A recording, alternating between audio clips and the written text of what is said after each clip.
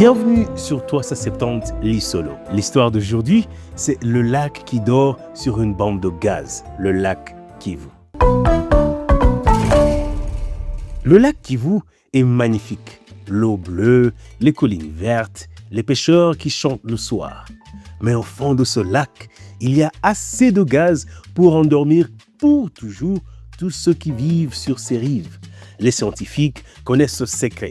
Depuis des dizaines d'années, la plupart des riverains, eux, ne le savent pas. Voici l'histoire du lac le plus dangereux d'Afrique qui pourrait aussi devenir son trésor. Reportage d'Equal Times 2025 avec les explications du volcanologue Benoît Smet et l'Observatoire volcanologique de Goma et les données du projet Kivuwat. Le lac Kivu se trouve entre le Congo et le Rwanda. Il est profond de presque 500 mètres à certains endroits. En surface, tout est calme. Mais tout en bas, dans les couches d'eau profonde qui ne remontent jamais, il y a du gaz, beaucoup de gaz. Ce gaz vient de deux choses. La décomposition de matière organique tombée au fond depuis des milliers d'années et l'activité volcanologique de la région. Rappelez-vous, le Nyiragongo n'est pas loin. Le gaz est fait de méthane, comme le gaz naturel qu'on utilise pour cuisiner, et de dioxyde de carbone, le gaz qui étouffe. Tant que l'eau du fond reste au fond, tout va bien. Le lac est comme une bouteille de soda qui n'a jamais été secouée. Le danger, c'est ce que les scientifiques appellent une éruption limnique. C'est rare, mais c'est terrible quand ça arrive. Si quelque chose mélange les couches d'eau, un séisme, un glissement de terrain, une éruption volcanique, le gaz remonte d'un coup, comme on ouvre une bouteille de soda secouée. Il reforme un nuage invisible, sans odeur, plus lourd que l'air, qui glisse au ras du sol.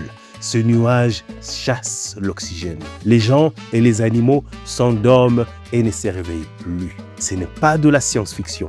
Au Cameroun, en 1986, le lac Nyos a fait exactement ça. Un nuage de gaz a tué plus de 1700 personnes dans leur sommeil en une nuit.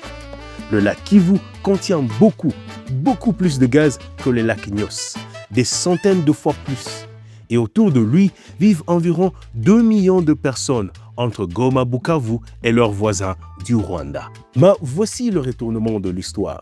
Ce gaz mortel peut aussi être de l'or.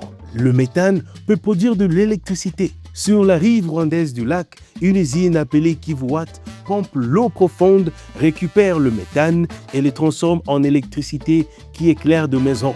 En 2024, le gaz du lac Kivu fournissait déjà plus de 14% de l'électricité du Rwanda.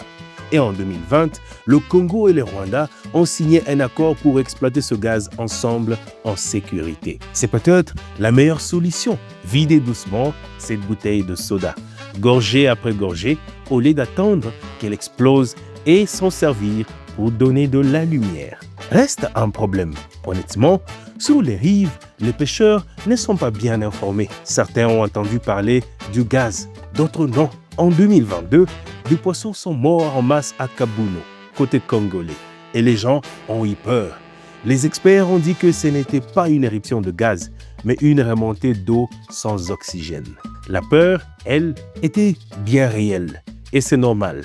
On a peur de ce qu'on ne comprend pas. Alors, la prochaine fois que vous regardez le lac Kivu, calme, bleu, souvenez-vous, en dessous, il y a un géant qui dort et des hommes et des femmes scientifiques et pêcheurs qui essayent de l'apprivoiser. Si vous vivez à Goma, Bukavu ou sur les îles du lac, qu'avez-vous entendu dire chez vous sur ce gaz? Vos parents, des pêcheurs, ont-ils des histoires d'eau qui brillonne ou d'oiseaux qui meurent? Raconte-nous un message privé sur Twitter ou X, avec de photos ou vidéos si possible. Corrigez-nous si nous n'avons pas mal compris un détail et abonnez-vous sur toutes nos plateformes. Les versions longues sont sur YouTube et en podcast sur Spotify. À demain pour une autre histoire congolaise cachée.